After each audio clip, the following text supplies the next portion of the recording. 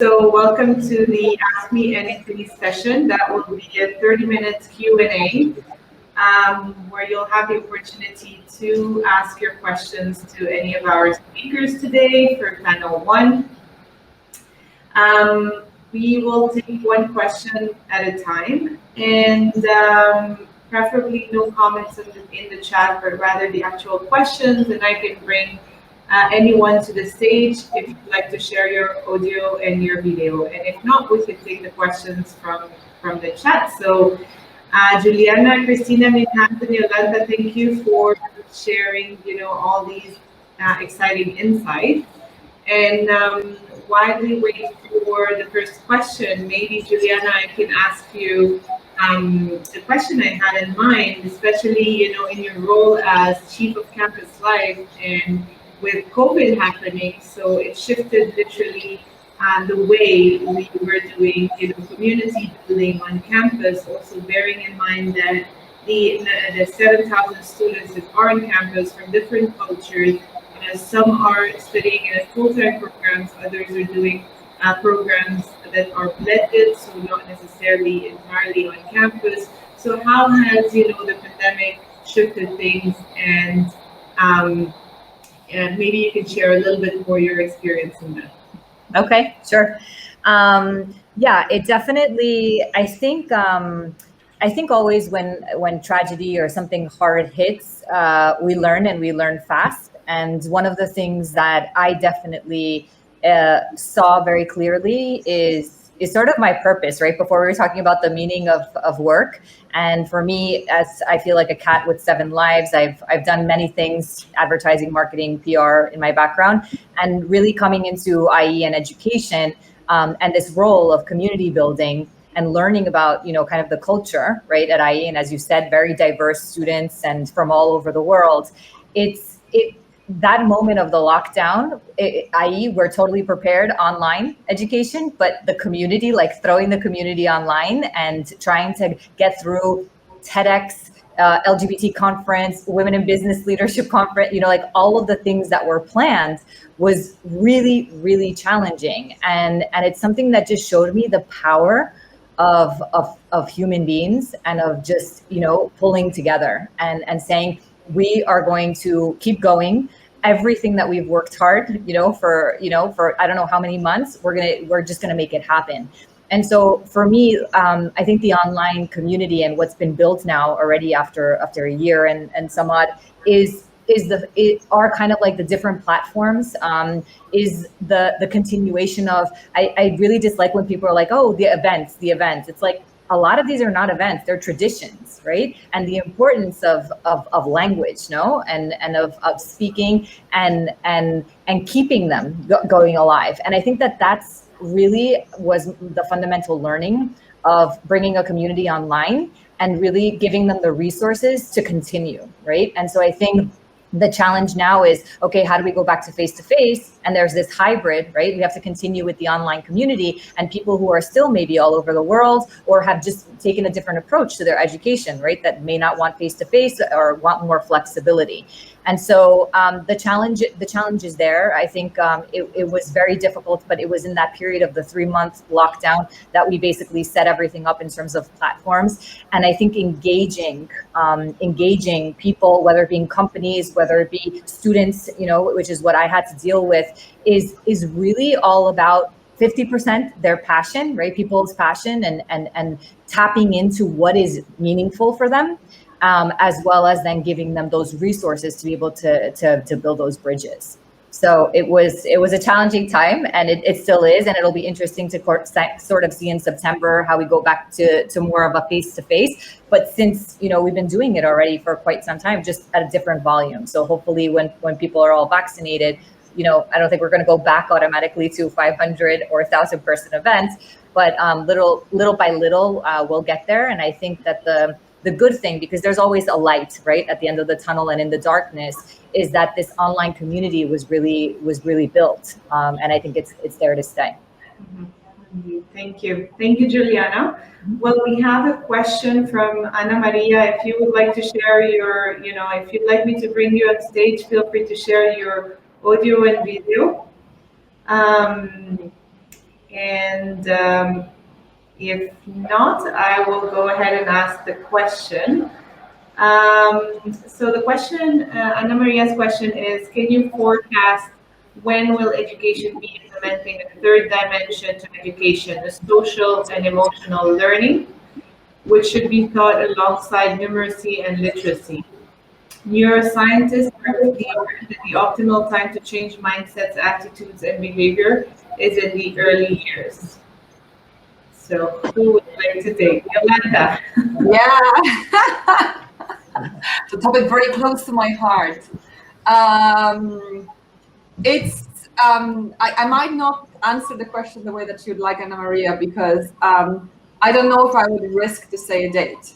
I think the change will happen when the parents demand it, especially when it comes to the younger ages. So I'll give you here a backing to what you're saying is one of the biggest studies ever done in the educational arena, which was done in the UK with randomized testing done between schools, in which some of the schools started teaching children at the age of 3 the art of reading, and at the age of 7 tested them for their literacy skills. Other schools that were randomly selected started teaching children how to read only at the age of 6. And after 1 year, at the age of 7, also tested them for the literacy levels. The interesting thing that scientists found out is that at 7, both groups read roughly at the same level. There was practically no difference. There was a colossal difference, however, in their social and emotional skills for those children. Interestingly enough, the difference in their ability to sort of make up, so to speak, for the lost time in learning social and emotional skills prevailed for years to go. And at the level of high school, the students still performed worse from the group that started reading too early. That's the sort of backing to what you were saying. The sad news is that despite this enormous study taking place and done in a very rigorous way at the large scale, the authorities, the education authorities in the UK, and it's not the same authority across the board, have decided to move the age of learning how to read from 4 to 3. Why? Not because it's better for the children, not because it's better for the society, but because the parents insisted that they don't want their children to be left behind and to be not able to read later on. Parents were not convinced of the science, and they insisted that the politicians need to start teaching the children how to read earlier. It is true that there are some children who can learn earlier. It is not, we're talking here about averages, and I think maybe part of it is that every parent believes their child is the special one that will definitely be able to grasp everything much earlier. But nonetheless, even the most gifted ones are missing a few years of reading versus missing a lifetime of abilities. So for early years, I think the answer is when parents will finally start pushing on the politicians to make the change. But having been said, I don't think everything is lost at those early ages. And we can see this in the higher education. There is a more and more profound move to including the sort of more emotional and social skills teaching.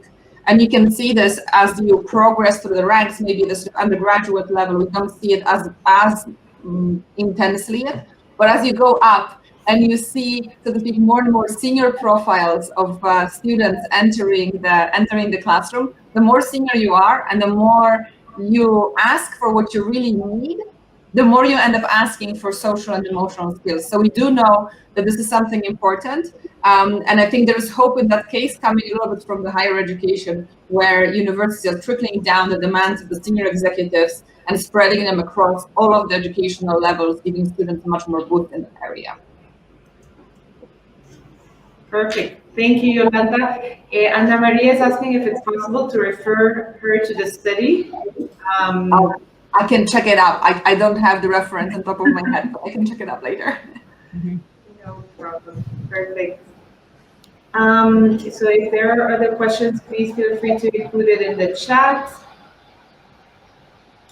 And I'm happy to bring you on stage.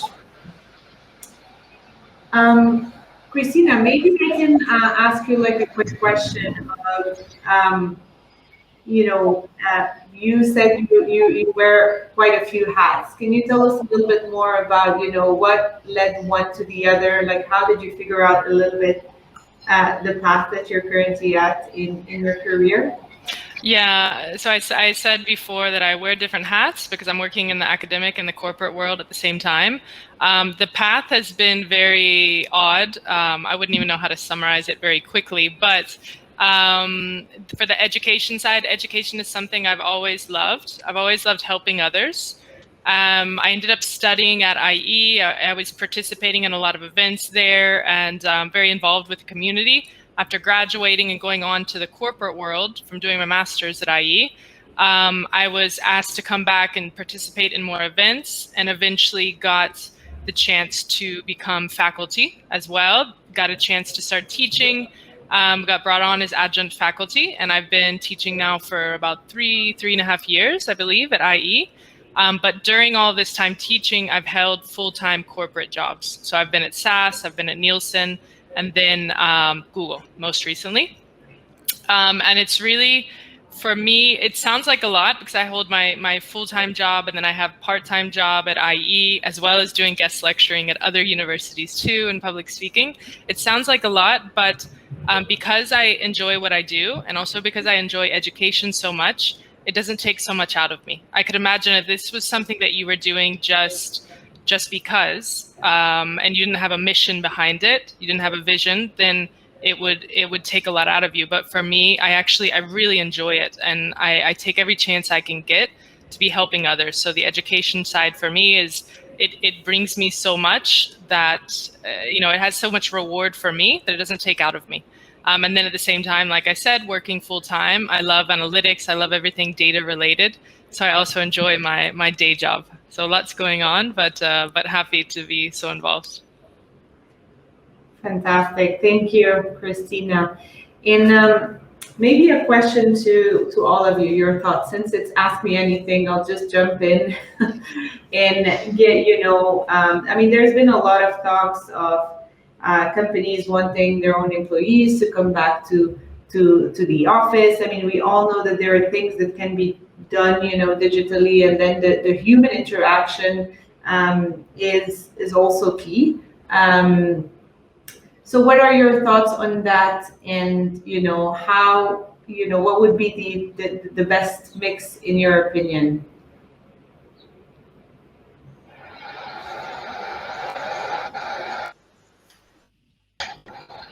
Minhaz, I feel.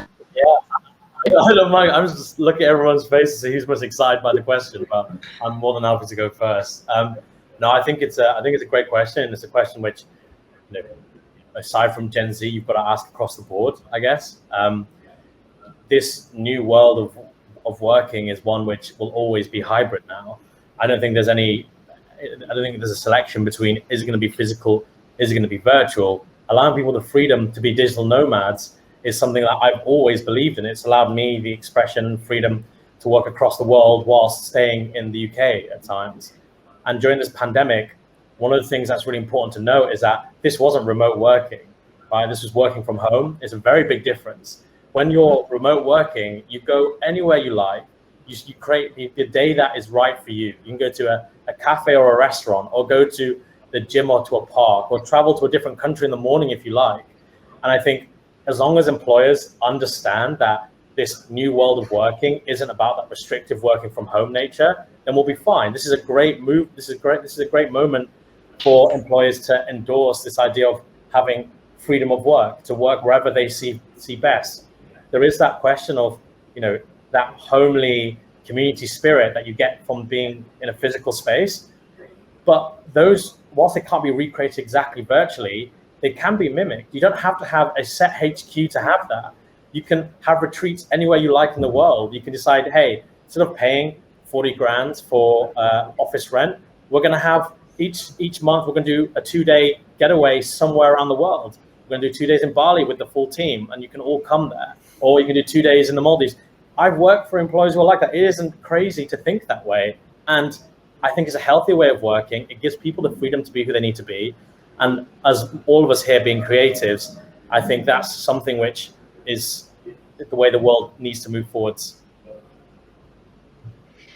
I love those. Minhaz, you're a young man. I feel like I need to speak up here on behalf of the older generation. I'm a mother of 3, and the world in which you do 2-day retreats every month, as exciting as still sounds, also makes me feel I'm never advancing in a company. This is horrible, because everyone's going to know each other from their swimsuit sessions in Bali, and I'm going to be stuck at home with my little ones. So I do agree, though, with everything you said about how like the flexibility is the objective, and I think there is a certain level of, it's a choice, right? At the end of the day, every person has a different need and a different level of of interaction that they need and different priorities. You know, whether travel, whether living somewhere abroad, what have you, what have you. However, and I'm going to sort of drop here maybe a controversial sort of nugget. I wonder to what extent, you know, like back in the day, we asked all people to always be in the office. So the needs of those who wanted to work from home or had a sort of, you know, need for partial time at home were not met. Now, after COVID, there is a whole bunch of companies that have moved to a practically 100% online, or even if there's a hybrid, out of like 200 employees, 5 of them show up at the office. Everyone else works 100% remote. And I wonder to what extent now the needs of the employees who do need more social interaction are being met. In fact, and I would sort of add here an additional element, again, scientific side of the story would tell us that social interaction is very important, and not just the sort of official one, but the casual one, the sort of random encounters. It's important both in terms of creativity and affects the bottom line of the company through that, as well as for just general happiness, which then goes to the bottom line through all health aspects, etc. I think that side, as much as I'm a huge fan of choice and giving flexibility, we've set a habit over 1.5 years of never being in the office for a whole big percentage of the population.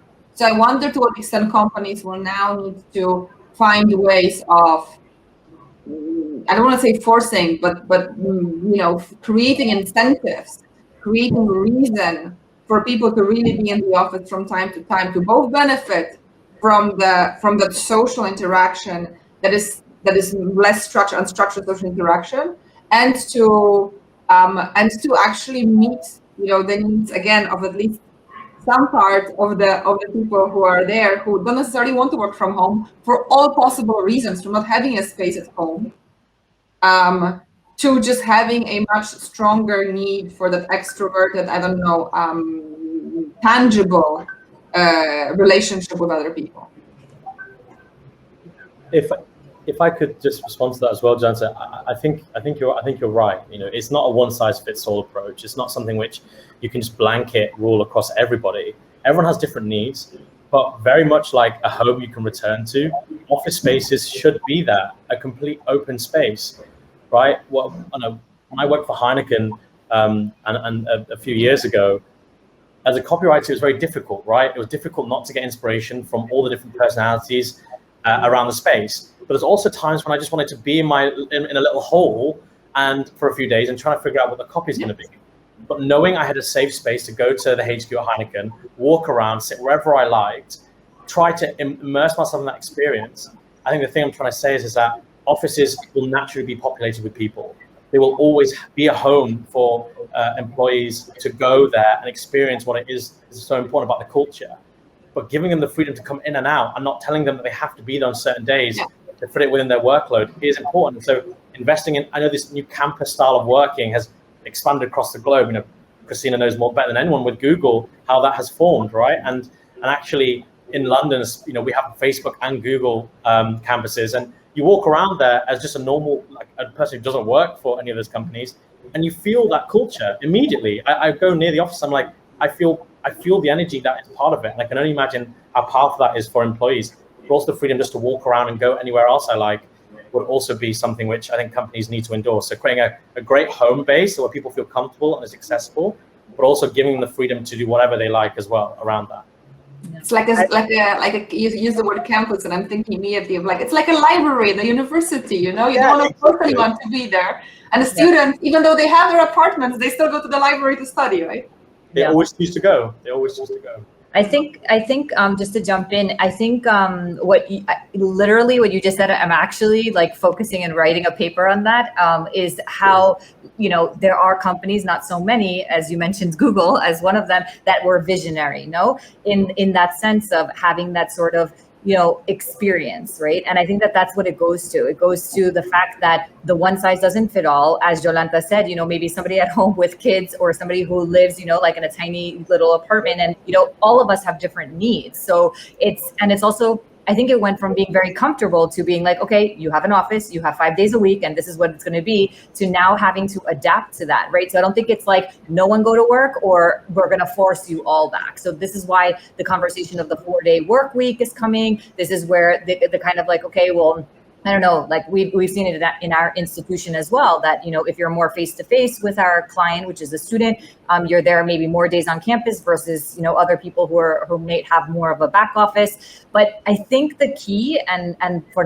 what I've seen in terms of research, and this goes back to what Jolanta was talking about, and happiness, wellness, etc., is that we need interaction with people, right? And we need to feel that we don't have to go to an office for a desk anymore, right? We need to get something else, right? And that's, I think, where the experience comes, and where it's a give and take, right? Am I going to go there to learn something? Am I going to go there because I'm going to bump into somebody who I'm going to talk? I can't schedule every single thing into my Outlook or whatever calendar of, you know, like that would happen in maybe like walking down the hall and going to a restroom and bumping into somebody. So I think that organic, you know, part is fundamental. And I think that a lot of organizations have seen it, and a lot of them are struggling for, A, how do I create these online communities? B, how do I do this hybrid model in a way that's like a win-win for everyone? And how do I get people right back to the office, and understanding that it's great to have their freedom, you know, for some, but others are struggling, and that we need these social connections.